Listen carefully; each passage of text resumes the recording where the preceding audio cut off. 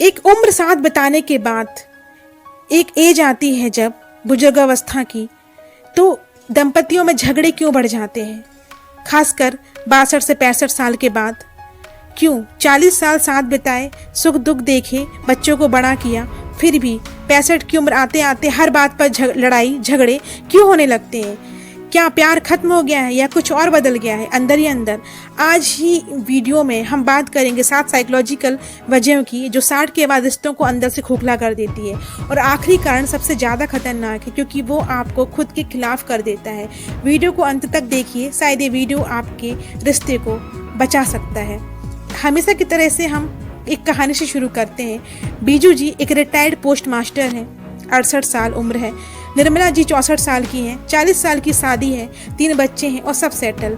लेकिन अब रोज झगड़ा, बात बात पर ताना, तर्क, चुप्पी और रोना। एक दिन सिर्फ इतना कहा, तुम आजकल बात ही नहीं करते, और जवाब में दरवाजा जोर से बंद हुआ। क्यों ये वही पति है जो कभी चिट्ठी भेजते थे कि बिना तुम्हारे दिन नहीं कटता, तुम्हारे बिना एक दिन भी रहा नहीं जाता, अगर मायके गई हो तो वापस आ जाओ, घर में एक दिन भी बात किए बिना रहा नहीं जाता। लेकिन अब क्या हो गया? इसके 7 साइकोलॉजी कारण है। नंबर 1, पहचान की दरार। रिटायरमेंट के बाद लोग सोचते हैं अब मेरी भूमिका क्या है, मैं अब क्या करूं। महिलाओं को लगता है अब बच्चे चले गए, क्यों कोई बात नहीं करता, और पुरुष सोचते हैं अब मैं किसके लिए कमाऊं। साइकोलॉजी कहती है आइडेंटिटी कोलैप्स इंसान को इरिटेट, फ्रस्ट्रेट और गुस्सैल बना देती है। समाधान, कोई नई स्किल सीखें, सामाजिक गतिविधियों से जुड़ें, खुद को फिर से जरूरी महसूस कराएं। सेकंड, बीते जख्म। पत्नियों का अक्सर कहना होता है 25 साल पहले मैं जब बीमार पड़ी थी तुम ऑफिस चले गए थे, तुमने हमेशा परिवार का साथ दिया है, मेरा साथ कभी दिया ही नहीं है, मैंने पूरी जिंदगी समझौता किया है तुम्हारे परिवार के पीछे। ये पुरानी बातें जो कभी बोली नहीं गई थी अब इस उम्र में गुस्सा बन के तूफान बन जाती है। न्यूरोसाइंस कहता है हमारा मस्तिष्क पुराने इमोशनल मोमेंट को रिलाइव करता है जब कोई ट्रिगर होता है। समाधान, खुलकर बैठें, बात करें, मेडिटेटर की मदद लें। Forgiveness is freedom. हमेशा माफ़ कर दें, दूसरों के लिए नहीं, खुद के लिए सही, जिससे खुद का मेंटल पीस बना रहे। नंबर 3, स्वास्थ्य और नींद की कमी चिड़चिड़ापन का कारण बनता है। नींद पूरी नहीं हो रही, शरीर दर्द में है, दवाइयाँ चल रही हैं, और सामने वाला अगर पूछे तुम आजकल चिड़चिड़े क्यों हो, जवाब होता है तुमसे मतलब। ये चिड़चिड़ापन हेल्थ से जुड़ा हुआ है। कमजोर शरीर, हार्मोनल चेंज, इससे होता है इमोशनल इम्बैलेंस। समाधान, नियमित चेकअप, योग, प्राणायाम, दोपहर की झपकी, दर्द को समझें, उसे दवाएं नहीं। नंबर 4, संवाद की दीवारें।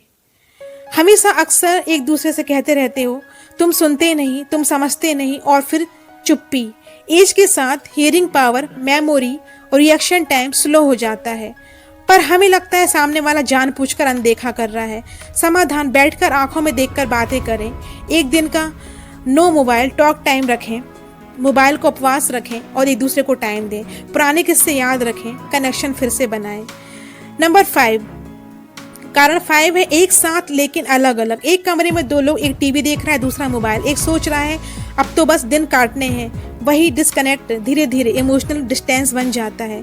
समाधान, कॉमन हॉबी शुरू करें, पौधे, संगीत, रामायण पाठन। एक दिन साथ बाहर जाएं, फिर से साथ बैठकर हंसें। कारण 6, साझा उद्देश्य की कमी। पहले मकान बनाना था, बच्चों को पढ़ाना था, अब क्या करें?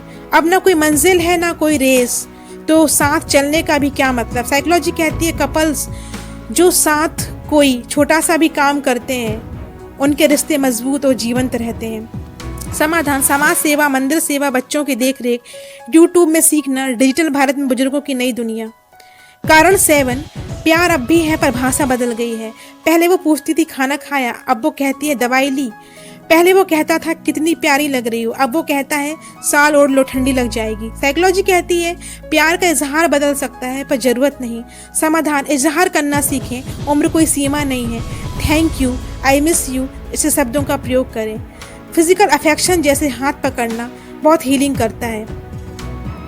उम्र के साथ प्यार बूढ़ा नहीं होता, उसे बस नया चश्मा चाहिए, समझ का, अपनेपन का। जब हम बीज बोते हैं फल तुरंत नहीं मिलते, पर 60 से 65 उम्र के बाद का प्यार वो फल है जो सबसे मीठा हो सकता है अगर हम उसे सहेज लें।